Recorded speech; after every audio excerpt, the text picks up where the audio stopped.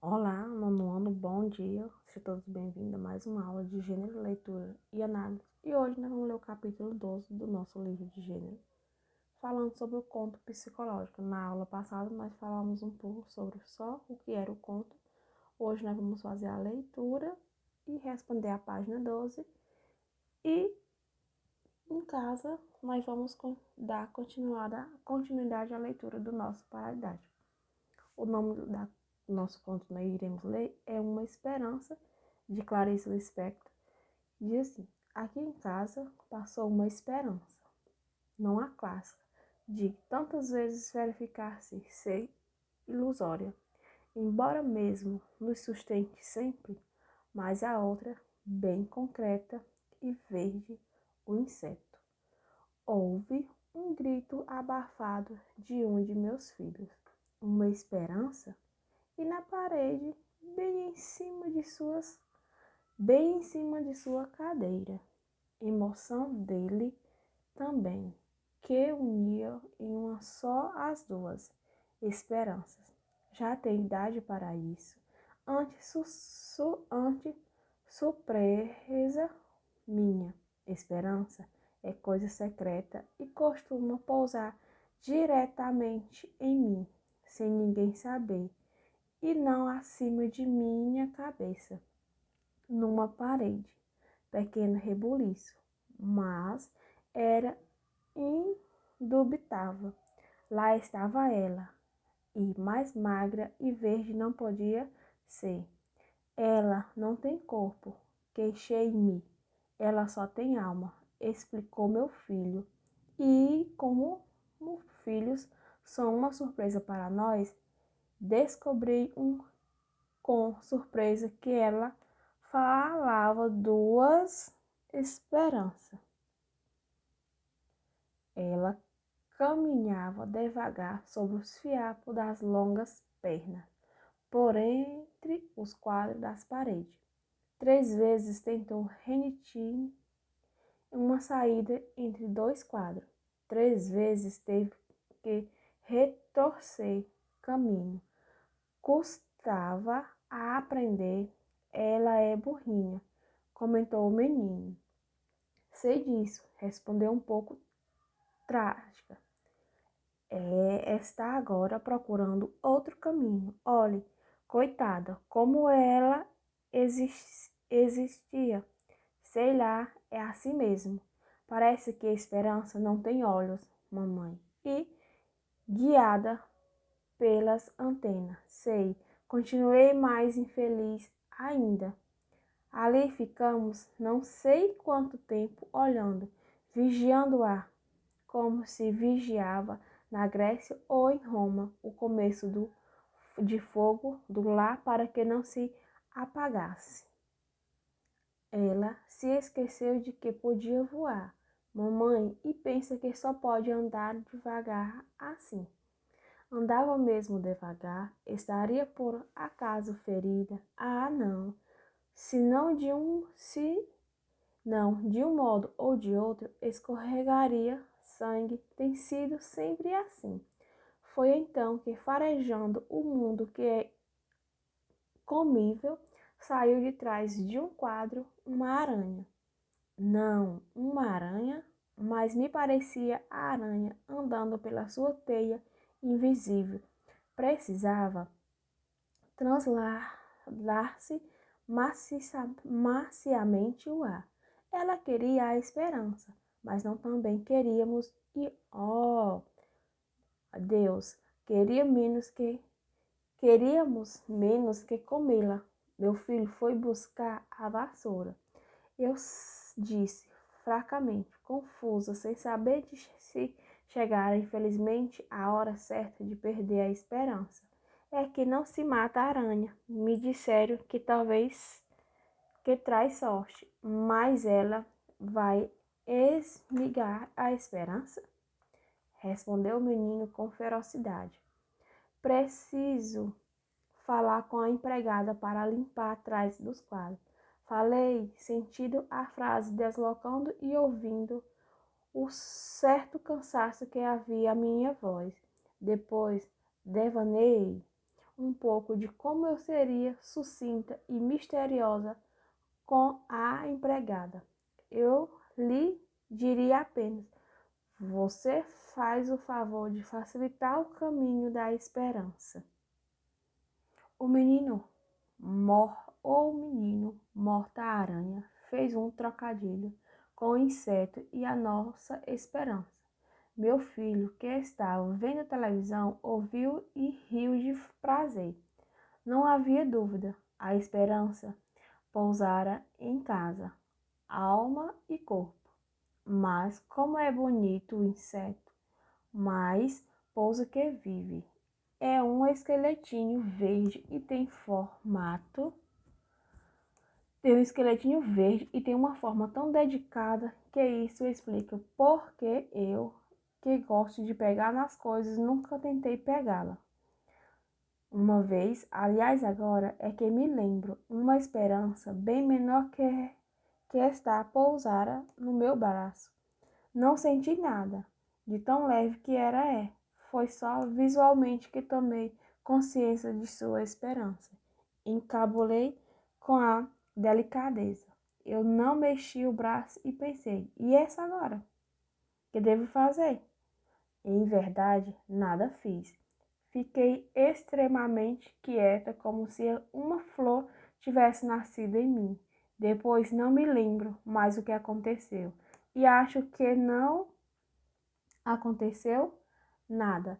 Bom, esse foi o conto da Esperança, onde ela diz que devemos ter sempre a esperança. Na primeira questão do livro, página 12, diz o seguinte: nos contos psicológicos,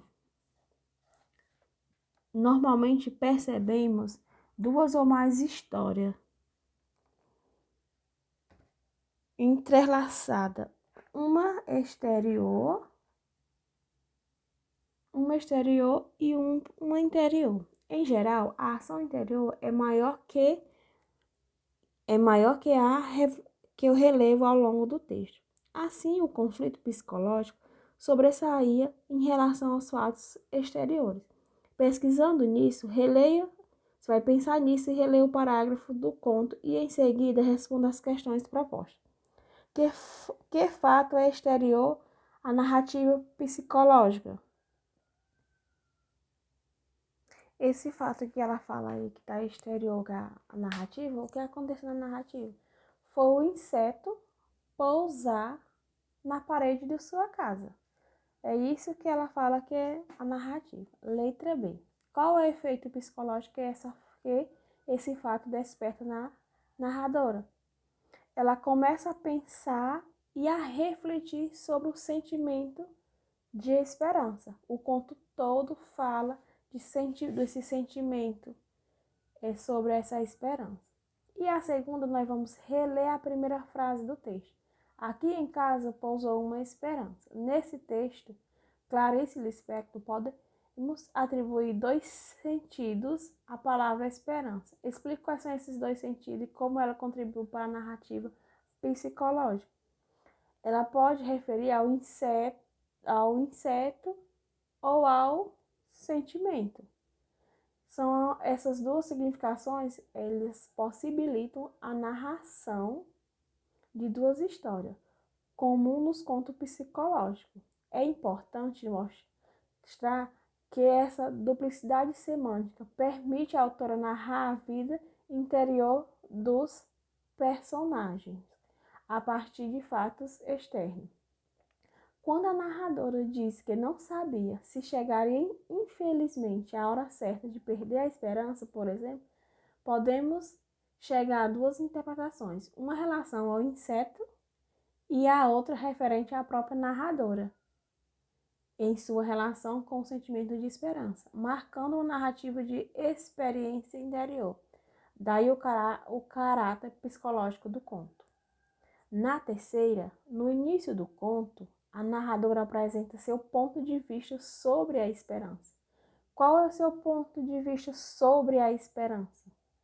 A esperança para ela é muitas vezes ilusória, mas sempre nos sustenta, ou seja, tem que ter sempre a esperança, mas é uma coisa de ilusão. Na quarta questão, assinala a alternativa que apresenta a razão da surpresa da mãe em relação ao filho. Letra A. O menino falava ao mesmo tempo do inseto e do sentimento. B. Embora a criança, o filho percebeu que a esperança não pousa em parede. C. O filho percebeu a esperança na parede, bem acima da cadeira da mãe. D. Como era criança, o menino não compreendia os sentidos da palavra esperança.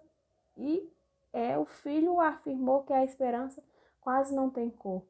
Nós vamos estar marcando a letra A, onde a mãe falava ao mesmo tempo que do inseto e o do sentimento da esperança.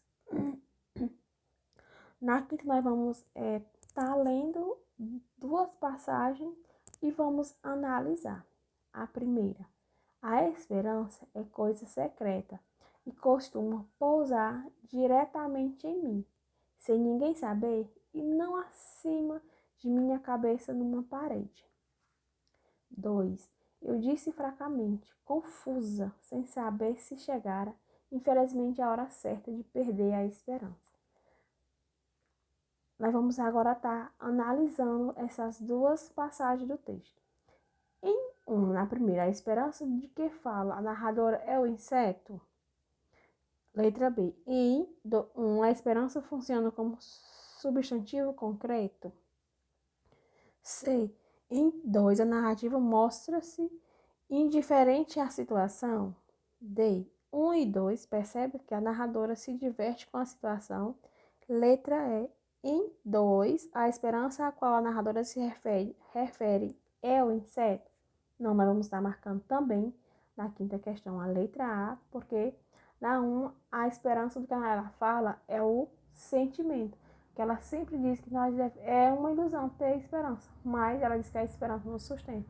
E devemos ter mesmo esperança de tudo que iremos fazer. Como ocorre normalmente nos termos narrativos, também nos contos psicológicos podemos identificar a presença de vilões, isto é, personagem antagonista ou obstáculos que se compõem no caminho do protagonista. Por essas perspectivas, responda: que personagem protagonista é esse conto? A esperança. E qual é a personagem que é o antagonista, o vilão? A aranha. A aranha é a antagonista do conto. E hoje terminamos a nossa aula de gênero, leitura e análise sobre o conto Esperança. E vocês irão começar a fazer a leitura do nosso paradidático. Um olhar sobre os governos militantes. Vou já demonstrar qual o livro que nós vamos começar a ler. O livro que iremos fazer a leitura é esse, Um Olhar sobre os Governos Militantes. É a tarefa de casa. Vocês vão estar lendo essa parte, o golpe de 1964 e a ditadura. Viu? Eu deixei a página 7, 8, 9 e a página 10, tá bom? Tenham todos um bom dia, uma boa aula, uma boa atividade, uma boa leitura e até a próxima aula.